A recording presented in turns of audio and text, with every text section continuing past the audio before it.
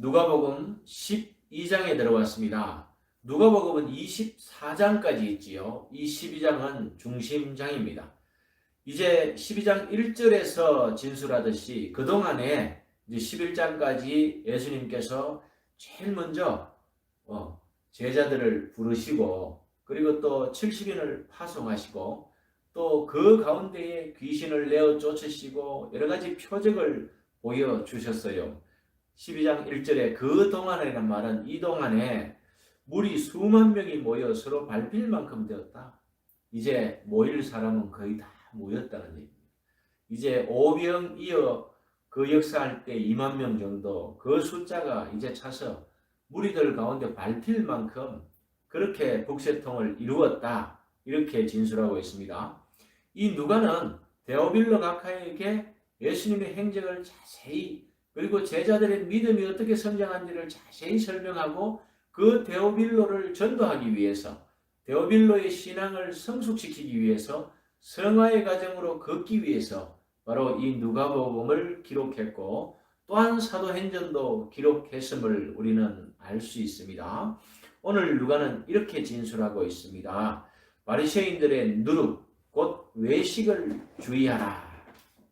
이것이 바로 11장 39절에 보면은 바로 이 탐욕, 이 악독을 조심하라 이렇게 말했지요. 거기에 이어서 이 바리새인들의 누룩, 이 누룩은요 바로 쥐매죠. 쥐매 뭐냐면 부풀게 하는 것입니다.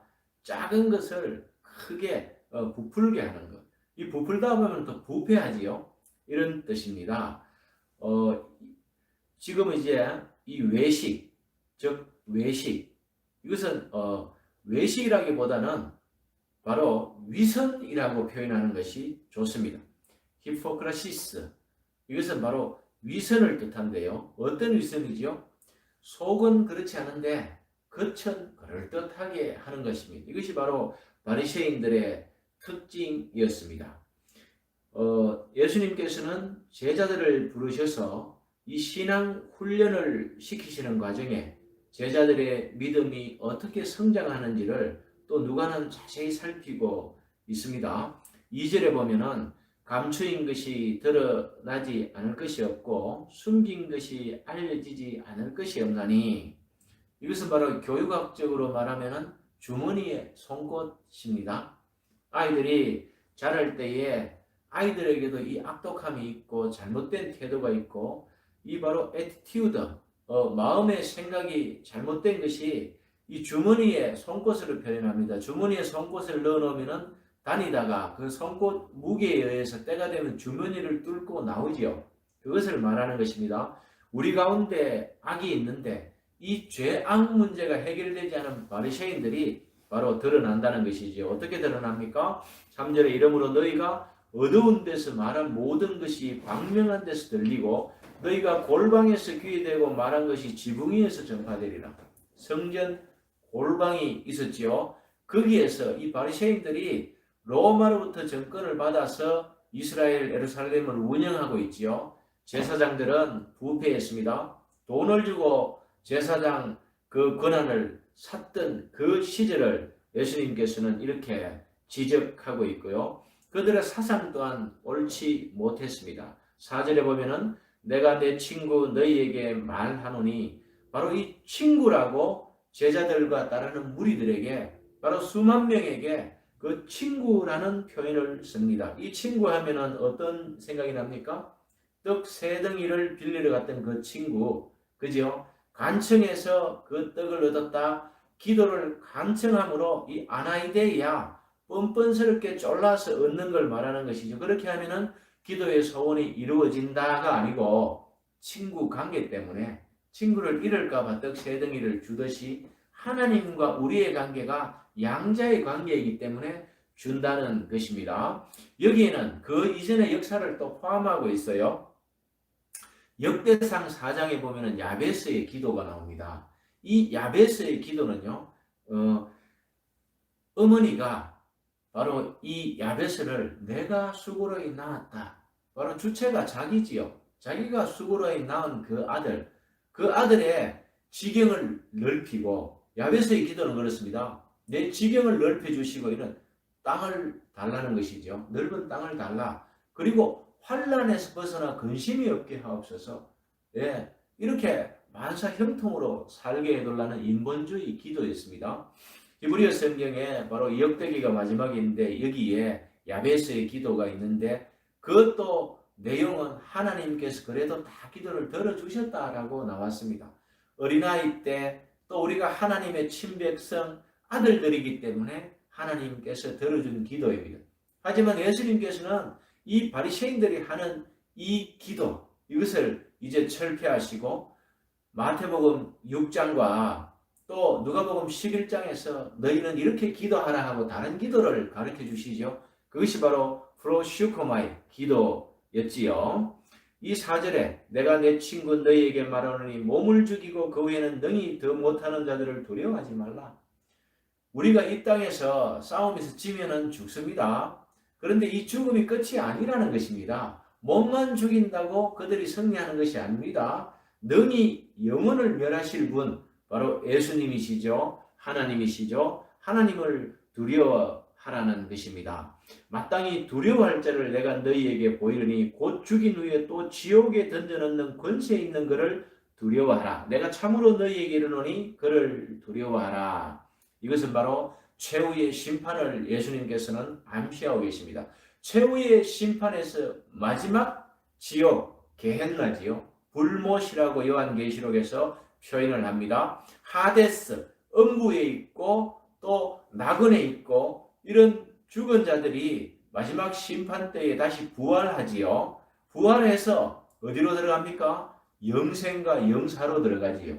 그때에 바로 이런 마귀들이 가는 그곳에 무저갱에 있는 그 마귀들과 이 하데스에 있는 이 음부에 있는 사람들이 어디로 가느냐? 이 게헨나로 간다는 것을 예수님께서 말씀하고 있습니다. 6절에 참새 5마리가 두 아사리온에 팔리는 것이 아니냐? 그러나 하나님 앞에 있는 그 하나도 잊어버리시는 바 되지 아니하도다. 사랑하는 성도 여러분, 하나님의 선택과 견인을 말씀하고 있습니다. 하나님께서 선택하시고 구원받은 그 백성들 그리고 구원받아야 될 그 백성들 하나님께서는 이 참새들이 팔리는 것 그 하나도 하나님의 권세 아래에 있다는 것을 말씀하시면서 우리가 참새보다 더 귀하니 하나님의 선택 안에 있으면 반드시 견인해서 끝까지 우리가 영화롭게 구원받을 수 있다는 것을 말씀하고 계시고 7절에 너희에게는 심지어 머리털까지도 세신 바 되었나니 두려워하지 말라. 너희는 많은 참새보다 더 귀하다. 우리 머리털도 다 세고 계심을 아십니다. 8절에 내가 또한 너희에게 말하노니 누구든지 사람 앞에서 나를 시인하면 인자도 하나님의 사자들 앞에서 그를 시인할 것이요. 이 사자라고 표현했는데 요한계시록에서는 이 사자가 안겔로이 천사들을 말합니다. 이 심판을 시행하는 이 천사들 7인, 7대접, 7나팔 나오지요. 거기에서 바로 사자들이 천사이지요. 그 사자들 앞에서 바로 하나님께서 바로 인정하신다는 것을 말하고 있습니다. 사람 앞에서 나를 부인하는 자는 하나님의 사자들 앞에서 부인을 당하리라. 이 천사들, 계시록에 나오는 천사들 앞에서 인정을 받는다는 것이죠. 10절에 누구든지 말로 인자를 거역하면 사하심을 받으려니와 성령을 모독하는 자는 사하심을 받지 못하리라. 영혼의 양식이 바로 이 성령이 주시는 것입니다. 그런데 바로 인자를 거역한다는 것은 이 인자는 안드로포스 사람의 아들을 말합니다. 사람의 아들을 거역하면은 사하심을 받는데 이 성령 하나님의 성경 말씀을 위배하고 설교 들을 때 끝까지 반항하고 믿지 않는 이것은 바로 이것이 바로 신성 모독에 들어가시고 성령 해방죄에 들어가는 것입니다. 이렇게 할 때 사심을 받지 못한다는 것은 구원받지 못한다는 뜻을 말하고 있습니다. 11절에 사람이 너희를 회당이나 위정자나 권세 있는 자 앞에 끌고 가거든 어떻게 무엇으로 대답하여 무엇을 말할까 염려하지 말라. 이것은 앞으로 제자들과 믿는 성도들이 이 산 헤드린 공회 앞에 심판받을 것을 예수님이 말하십니다. 우리가 영화 가운데 베드로와 제자들이 산 헤드린 공회에 소환당하죠. 이 산헤드린 공회는 종교재판장이었습니다. 거기에서 아웃되면 십자가형으로 가는데 거기에서 베드로를 위시한 모든 제자들의 그 당당함을 보셨습니까, 여러분? 바로 그것을 놓고 그때에 그들을 말하게 하는 분은 바로 성령이었지요. 그들이 아무리 말로서 싸워봐야 바리새인들을 능가할 수 없었어요. 제사장들에게 이기지 못해요. 하지만 우리는 믿음, 그 믿을 때에 성령을 받았고 기도할 때에 성령 충만하게 되었고 그 성령께서 그때에 합당한 말을 하여 주시기 때문에 그렇다. 12절에 마땅히 할 말을 성령이 곧 그때에 너희들에게 가르치시라. 성령 받은 사람들은요, 성경을 열심히 읽고 기도하고 읽는 이 자체가 기도인데 이렇게 쌓아놔놓으면 때에 합당한 말이 나오게 되어 있어요. 그것이 바로 성령의 능력, 엑수시아 권세를 받은 사람입니다. 성령의 권위를 받은 사람들, 이것이 바로 이 말을 뜻합니다. 앱투스라는 이 라틴어 영어로 attitude, 그 엑스시아 권위죠. 엑스타나스타시스 부활입니다. 그리고 엑소더스 탈출입니다. 엑스타고라죠 속량하다. 엑스탈레이포 죄의 더러움을 없애다. 이런 말이 다 엑스시아와 연결되어 있습니다. 그 건이 엑투스 이 마음의 이 상태, 태도와 다 연결되어 있는 것이지요. 사랑하는 성도 여러분, 예수님께서는 오늘도 12장에서 이 바리새인들의 태도를 지적하고 있지 않습니까? 바리새인들의 태도는 위선이다. 네, 바로 외식하는 자다. 이렇게 그들은 속에 누룩이 있고 절대 안에서 부글부글 끓어서 올라오지요. 그것이 무엇이겠습니까? 누룩은 이 부패하는 것이지요. 발효하는 것입니다. 이 부패한 것이 안에 무엇이 있겠습니까? 바로 죄악이죠. 원죄를 해결하지 못하고 있는 잔과 그릇의 겉은 깨끗한데 안이 그렇게 더럽다는 것을 지적하고 있습니다. 이 외식, 위선, 위선자, 거짓, 위에 착할 선, 바로 이 위선이지요. 이것은 바로 바리새인들이었고 히포크리시, 헬라어로 바로 연기하다 이런 뜻입니다. 네, 바리새인들은 왜 나쁘죠? 속은 안 그런데 겉으로 연기하기 때문에 이것이 바로 연출자, 위선자, 흉내내다 이런 뜻들도 있는 것입니다. 영어로는 디셈블러이지요. 겉으로는 착한 채 실제로는 속에 악이 올라오는 것이죠. 왜 그러냐면 눈앞에 있는 예수님을 대항하고 반역하는 죄, 그것이 어디서 옵니까? 바로 에덴 동산에서 반역한 그 반역이 속에 있다는 것입니다. 이분들을 놓고 예수님께서는 이 독사의 자식들아, 이 독사의 자식들은 결국 어디로 가지요? 게헨나행입니다. 계시록에서 이 종교적인 자랑과 사회의 선생들이었죠. 또 이 당시에 이 바리새인들은 예수님께서는 세리와 창녀보다 못하다라고 평가했습니다. 그리고 이들은 이방의 손을 빌려 로마의 손을 빌려 힘을 빌려서 예수님을 채찍질하. 이 위선자들이잖아요. 예, 겉은 자기들은 피 묻히기 싫으니까 로마의 힘을 빌려서 예수님을 그렇게 채찍질하고 이 피 흘리기를 굉장히 좋아했죠. 겉은 안 그런데 속은 그저 전투적이고 한마디 딱 쑤시보면 튀어나오는 겁니다. 버르륵 화를 내며 달라드는 사람, 피를 좋아하는 사람, 바리새인, 예, 이 파라시들입니다. 결국 이 사람들은 게헨나행으로 갑니다. 이 사람들의 교육 방식은 도제 교육이었습니다.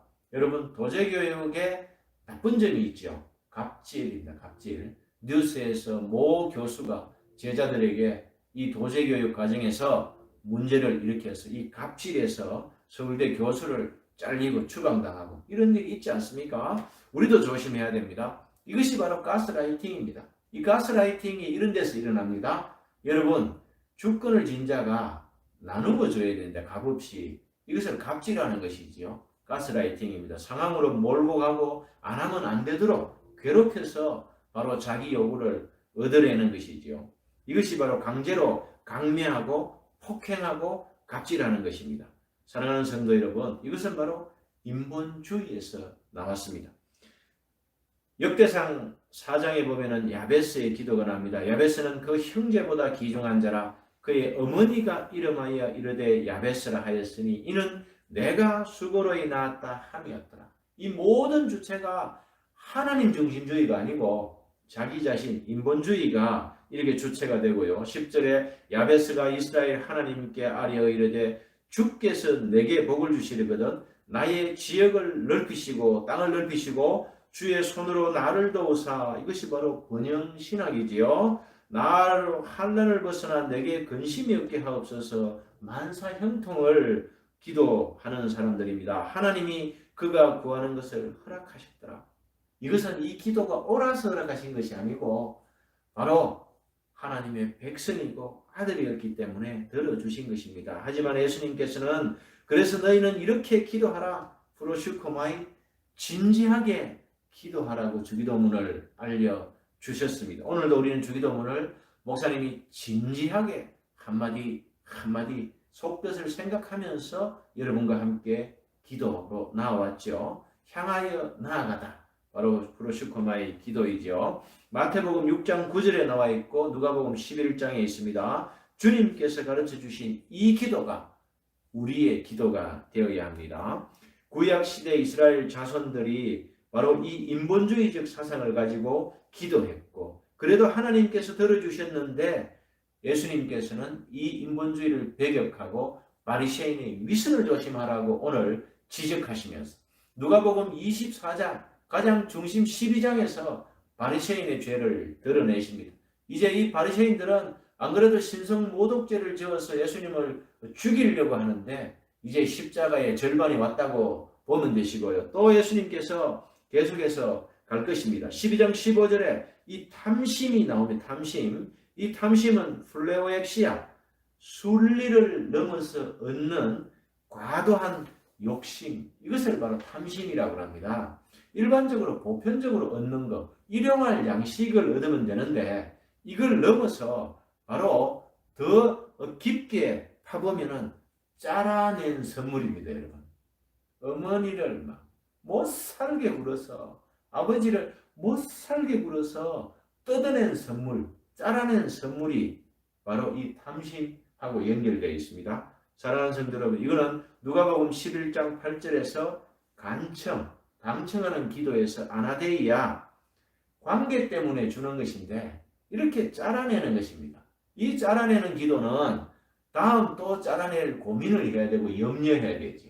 그래서 오늘 한 부자의 비유를 13절에서 21절까지 얘기하면서 이 부자의 마음속에 있는 15절에 그들에게 이르시되 삼가 모든 탐심을 물리치라 할 때 플레오엑시아, 이 탐심을 예수님께서는 지적하는 것이지요. 이 탐심은 어떤 것입니까? 하나님께서 이 부자에게 농사가 잘 되도록 해줬어요. 안 돼도 염려하지만 잘 돼도 염려하는 것이에요. 이 염려가 어디에서 왔나 하면은 바로 탐심 때문에 왔다는 것이죠. 잘 되면 선한 청지기는 잘 되면 어떻게 해요? 더 하나님의 나라를 위해서 더 나누고 쓰면 돼요. 그것도 안 될 때는 작게 나누면 돼요. 이것이 탐심이 아니라 믿음으로 사는 선한 청지기의 삶인데 이 부자는 열심히 성실히 살았어요. 나쁜 부자는 아니라고 써놨어요. 그 기록이 없어요. 근데 심중에 자기 생각을 말하는 것이지요. 아, 이거 쌓아놓고 즐겨야겠다. 이게 인본주의거든요. 자기 자신, 자기 공동체만 잘 묵고 잘 사는. 그래서 구제가 없지요. 프로슈커마의 기도를 한다고 해가지고 올바른 공동체 아니에요. 마지막 교회는 구제, 어려운 이웃들을 향해서 복음을 들고 구제할 때에 신행일치로 이어지는 것입니다. 그것을 오늘 지적하고 계시고 자기를 위하여 재물을 쌓아두고자 하나님께 대하여 부유하지 못한 자가 이와 같으리라. 그렇죠. 이 탐심을 또 지적하시며 목숨과 몸을 위하여 염려하지 말아라. 이 탐심의 또 결과가 염려입니다. 공중에 나는 갈까마귀 있죠. 죽은 시체를 뜯어먹고 사는 그 까마귀도 하나님께서 돌보시고 백합화도 하나님께서 돌보시고 옷 입히시고 아름답게 만드시고 그 모든 것이 솔로몬의 영광보다 더 뛰어나다라고. 사랑하는 성도 여러분, 일용할 양식을 주시는 이 기적이 얼마나 큰 백합화를 아름답게 하는 그 일용할 양식이지요. 너희는 무엇을 먹을까 무엇을 마실까 구하지 말며 근심하지도 말라. 이 염려에서 오는 또 결과가 근심이에요. 올해는, 내년에는, 미래는, 노년에는, 앞으로 이런 근심. 우리 인생이 어디에서 왔다가 어디로 가고 있습니까, 여러분? 성경 속에서 그 해답을 찾아야 합니다. 사람의 제일 되는 목적, 인생의 가장 중요한 것은 하나님을 영광스럽게 하고 그로 말미암아 즐겁게 사는 것, 이것이 인생의 목적인데도 불구하고 그로 말미암아 아버지와 아들의 관계 때문에 우리가 간청해서 주시는 것이 아니라 아버지와 아들의 관계이기 때문에 일용할 양식을 보장해줘요. 일용할 양식이 전부예요. 더 쌓아봐야 이 물질이 우리를 근심하게 만듭니다. 20절에 보면은 하나님은 이르시되 어리석은 자여 오늘 밤에 내 영혼을 도로 찾으리니, 해석이 영어 해석에서 조금 빗나갔어요. 하나님께서 내 영혼을 도로 찾으시리니가 아니고 여기에서 그것들이 너의 영혼을 요구한다 해요. 원어에서. 이 해석은 엄청난 차이예요. 염려, 근심, 심지어 계속해서 따라오죠. 이 죄가 해결되지 않은 사람들, 믿음이 없고 주기도문조차 할 수 없는 이 바리새인들이 이런 것들이 다 따라와요. 그런데 그것들이 너의 영혼을 요구한다는 말은 그것들은 무엇이에요? 쌓아놓은 재물들이에요. 그것들이 우리 영혼을 요구한다는 말은 그것 때문에 영혼을 뺏기는 거예요. 마음을 뺏기는 거예요. 프로슈커만이 기도하는데 통장의 저축에는 돈이 걱정이 돼요. 이렇게 그것들이 우리가 가장 소중하게 생각하는 것, 그래서 물질이 있는 것이 우리 마음에 있다라고 말하는 이 원리가 여기에서 나온 거예요. 염려로 바뀌는 거예요. 근심으로 바뀌는 거예요. 이것이 바로 오늘 예수님께서 말씀하시는 핵심이에요. 너희들이 일용할 양식 외에 많이 쌓고, 물론 일용할 양식의 크기는 사람마다 다릅니다. 청지기마다 10,000달란트짜리가 있고 1달란트짜리가 있어요. 그 분량에 맞게끔 일하면 돼요. 그리고 많이 받은 사람은 많이 일해야 되고, 나중에 오늘 맞는다라고 표현하는데 많이 맞아요. 사랑하는 성도 여러분, 많이 맞고 싶습니까? 많이 구하세요. 대신에 1달란트 받아서 1달란트 남기면은 100%예요.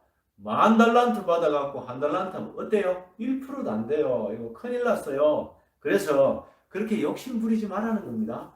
그리고 크기가 있는 것이 아닙니다. 하나님 나라에 들어가면은 영화롭게 되고 성도로서 하나님이 빛이시고 예수님이 등불이 되는 그 천국 가운데에는 우리가 동일해요. 어떤 루트를 통해서 구원받아 왔든지 하나님을 영원히 찬송하는 그 직무 외에는 없어요. 거기에서 뭐 황금집에 살고 달란트 차이가 있고 물론 상급이 있어요. 하지만 그런 기준이 아니라는 것입니다. 사랑하는 성도 여러분, 오늘 35절에 허리에 띠를 띠고 등불을 켜고 서 있으라, 이 태도를 말하는 거예요. 이 성도, 믿고 예수님을 따르는 제자, 우리 성도들은 허리에 띠를 띠고 있다는 것은 단단하게 쫄라맸다는 것이죠. 그리고 등불을 켜고 서 있으라. 이 등불은 뭐죠? 말씀의 등불이에요. 등불이 누구시죠? 예수님이에요.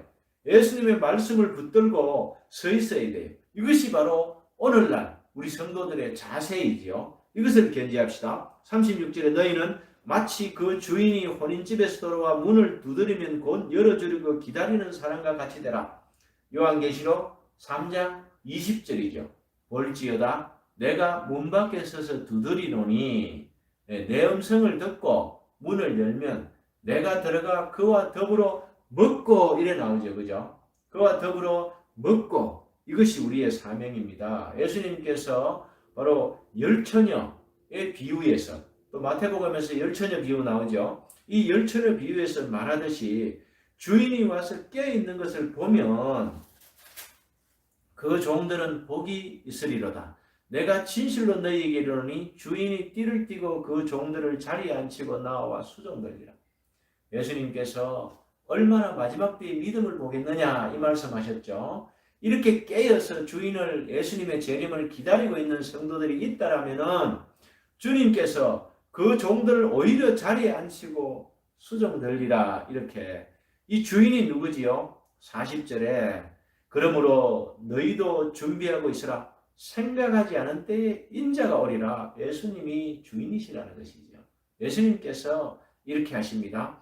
혹 2경이나 3경에 이르렀어도 종들이 그같이 하고 있는 것을 보면 그들은 복이 있으리라. 다 하루 품삯 얘기하시죠. 마지막 시간이 다 돼도 이렇게 하고 있으면 된다는 것입니다. 지금 믿어도 여러분 늦지 않습니다. 60이 됐든 70이 됐든 죽기 전에 믿어도 이렇게 믿는 즉시 복음을 받아들이고 믿음의 삶, 말씀을 읽고 듣고 지키는 자가 돼서 이런 자세로 이 태도로 살아간다면 바로 예수님께서 이렇게 섬겨주신다. 그런 말씀을 하고 있습니다. 41절에 베드로가 여짜오되 주께서 이 비유를 우리에게 하심이니 하니까 모든 사람에게 하심이. 참 베드로는 결정적인 질문을 잘해요. 그리고 정확한 답도 잘 말해요. 하지만은 이 베드로의 인본주의 사상입니다. 주님께서 42절에 주께서 이르시되 지혜 있고 진실한 청지기가 되어 그 주인에게 그 집 종들을 맡아 때를 따라 양식을 나누어 줄 자가 누구냐 이렇게 반문합니다. 베드로 제자에게 말하는 것이지요. 일반 사람들에게 이렇게 말하지 않습니다. 때에 따라서 양식을 나누어 준다는 것은 하나님의 말씀을 잘 공급할 자, 바로 말씀의 사역자이지요. 그래서 내가 참으로 너희에게 이르노니 주인이 그 모든 소유를 그에게 맡기리라. 모든 소유, 성경 39권, 27권, 60권, 그리고 소열의 문단, 하이델베르크 성경 이 전체를, 이 소유를 맡겨주십니다. 사명자들에게 주님께서 이렇게 말씀하십니다. 주인의 뜻을 알고도 준비하지 아니하고 그 뜻대로 행하지 아니한 종은 많이 맞을 것이요. 사명자의 벌이죠. 여러분 설교 잘한다고 자만하면 안 됩니다. 성경 많이 한다고 자만하고 교만하면 안 됩니다. 많이 맞습니다. 왜? 한 개를 알고 한 개를 전하면 100%라니까요. 근데 두 개를 알고 한 개를 전하면 50%, 50%만 맞습니다, 여러분. 이 맞는다는 것은 원어 속뜻으로 채찍질하다, 껍질을 벗기다. 여러분 겁나는 행벌입니다.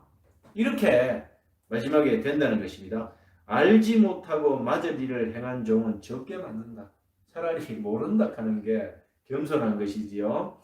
선배들 앞에 모른다 하는 것이 겸손입니다. 어른 앞에 모른다 하는 것이 겸손입니다. 지도를 요청하는 것이 겸손입니다. 덜 맞습니다, 여러분. 목사님께서 이렇게 질문하면은 반항하지 말고 자기 사상을 내세우지 말고 자기 생각을 말하지 말고 모릅니다 하는 것이 겸손하고 현명하다는 것입니다.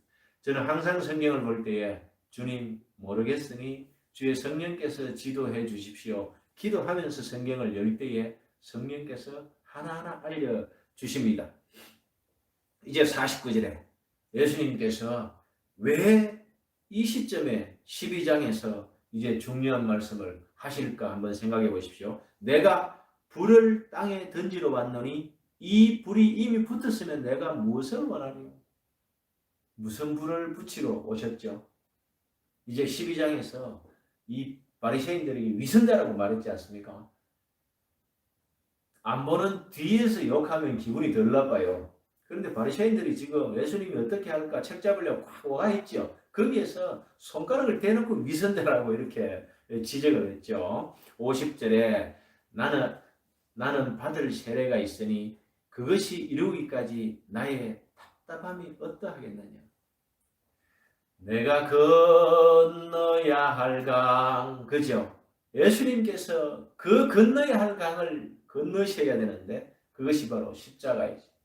바로 이 세례가 있다는 것은 홍해를 연상하게 하죠. 이 홍해는 죽음의 바다를 통과한 죽음을 뜻하는 것이지요. 이 물로 씻는 것도 세례이지요.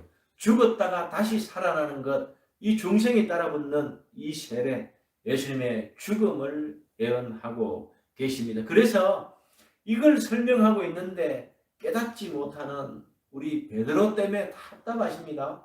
깨닫지 못하는 나 자신 때문에 예수님이 이렇게 답답해 하십니다. 51절에 내가 세상에 화평을 주려고 온 줄 아느냐 내가 너희에게 이르노니 아니라 도리어 분쟁하게 하려 함이로다. 이후부터는 한 집에 5사람이 이제 3대2로 분쟁이 일어나고요. 53절에 아버지와 아들이 또 아들이 아버지와 어머니와 딸이 어머니를 누가 믿든 간에 믿음과 불신에서 이런 분쟁이 일어납니다. 며느리 시어머니 고부 갈등 심하시죠. 또 믿는 며느리와 안 믿는 시어머니는 얼마나 갈등이 심합니까? 그죠? 그것을 다 예언하시면서 이러한 분쟁이 있다라고 예수님께서 하지만 이 분쟁을 견디어 내라는 암시와 함께 시대를 분간하고 바로 화해하기를 힘쓰라고 바로 이렇게 예수님께서는 말씀을 정리합니다. 54절에 또 무리에게 이르시되 너희가 구름이 서쪽에서 이는 것을 보면 곧 말하기를 소나기가 오리라고 하나니 과연 그러하고 남풍이 부는 것을 보면 말하기를 심히 더우리라 하니 이스라엘의 남쪽 사막이죠. 남풍 불어오면 덥습니다. 서풍은 어디죠? 지중해가 있죠. 여기서 바람 불어오면 비 옵니다. 그죠? 이런 기상이변들, 자연에 관해서는 잘 알면서 하나님의 말씀을 분간 못하는 너희들을 지적하는 말씀입니다.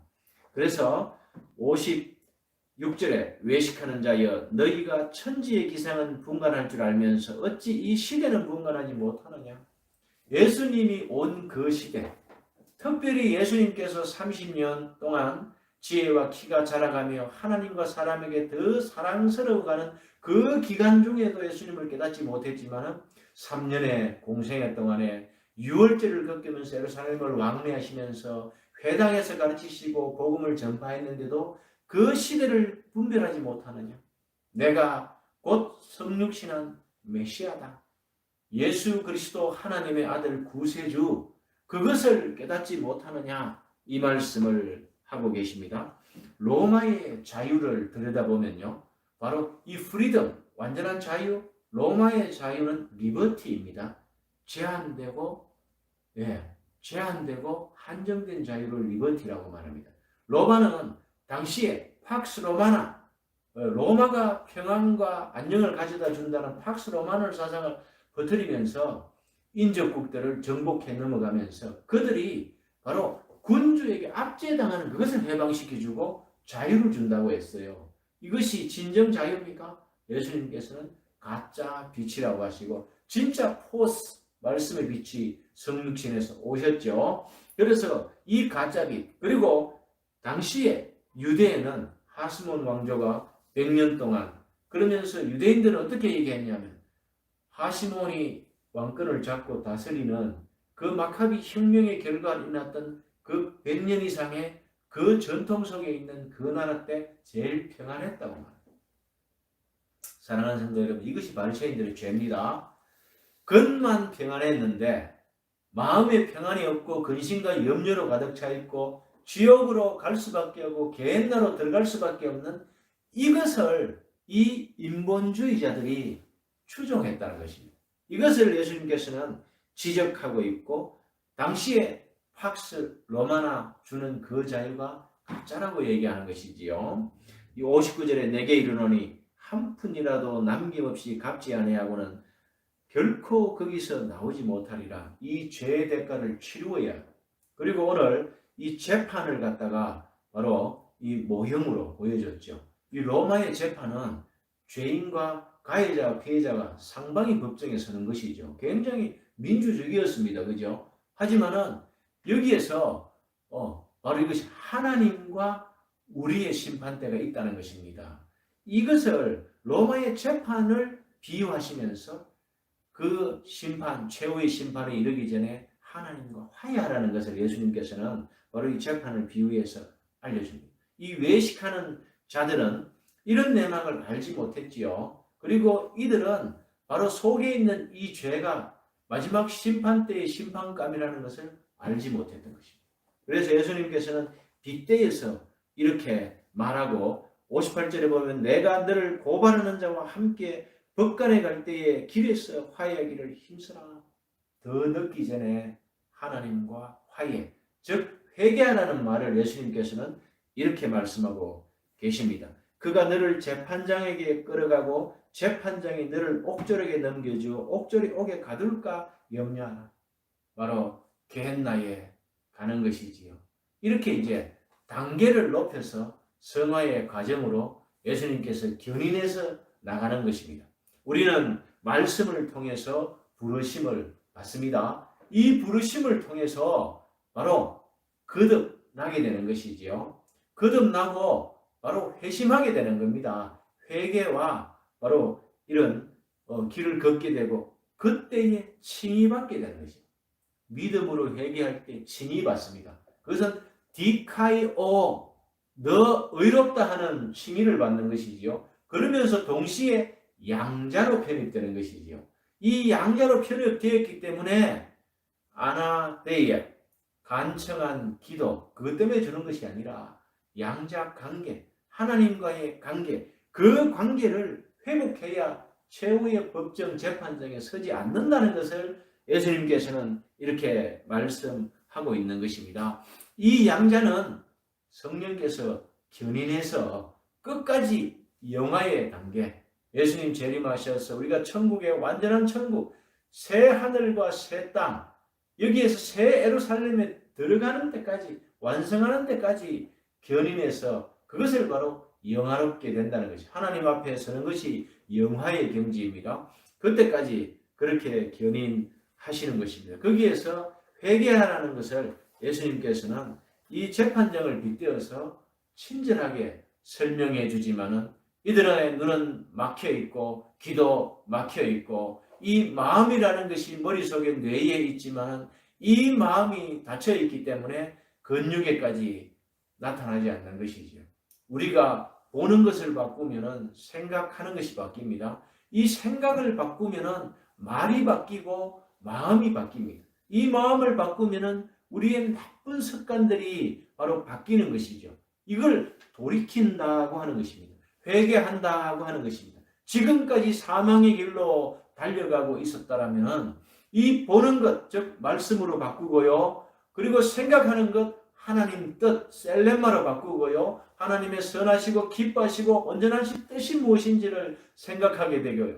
또 말씀, 내가 그리스도와 함께 십자가에 못 박혔다고 이 말이 바뀌게 되고요. 복음의 말을 내게 되는 것입니다. 마음에 가득한 것이 입으로 나오는 것이지요. 이 마음이 바뀌면은, 즉 마음이 바뀐다는 것은 심장 근육과 우리의 근육이 바뀌어서 우리의 태도, 우리의 엑수스, 애티튜드, 관점, 이 세계관이 바뀌는 것입니다.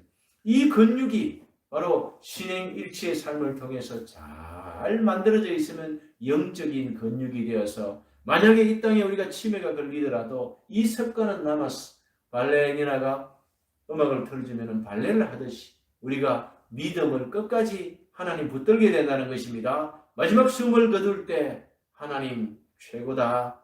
예수님 감사합니다. 성령님 고맙습니다. 또 지금까지 이끌어주신 목사님 감사합니다 하고 숨을 거두게 되는 것이지요. 여러분 훈련합시다. 이것을 우리 근육에 저장합시다. 그래서 마지막 순간까지 이 믿음을 잃지 않기를 주의 이름으로 기원합니다. 기도하겠습니다.